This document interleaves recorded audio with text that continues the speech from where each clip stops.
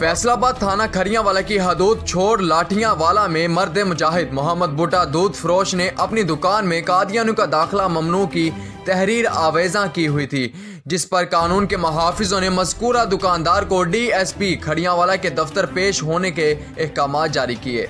मज़ीद जानते हैं नुमाइंदा आबिद हुसैन से। जी आबिद, क्या तफसीलात हैं? जी बिल्कुल, फैसलाबाद थाना खोडियांवाला के हदूद चक नंबर 194 रेबे छोटे लाठियांवाला में मर्द मुजाहिद मोहम्मद बूटा दूध फरोश ने अपनी दुकान में कादियानियों का दाखिला ममनू की तहरीर आवेज़ा की हुई थी, जिस पर कानून के मुहाफिजों ने मज़कूरा दुकानदार को DSP खोडियांवाला के दफ्तर पेश होने के अहकाम जारी किए। मोहम्मद बूटा दुकानदार की जानिब से तहरीर न उतारने और DSP के अहकाम न मानने से इनकार पर थाना खोडियांवाला में मुकदमा दर्ज किया गया था।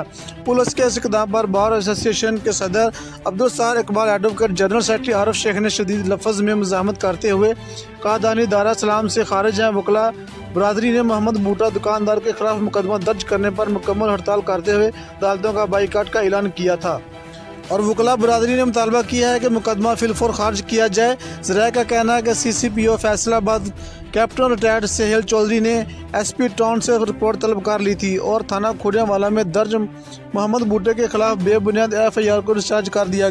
याद रहे कि तहसील बार कौंसिल जड़ावाला आज इस झूठे और बेबुनियाद मुकदमे पर एहतजाजी हड़ताल पर थी।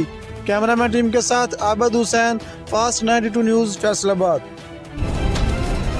मुरीदके की नवाही आबादी मनो आबाद में इजाज वेल्डर की नाअहली से गैस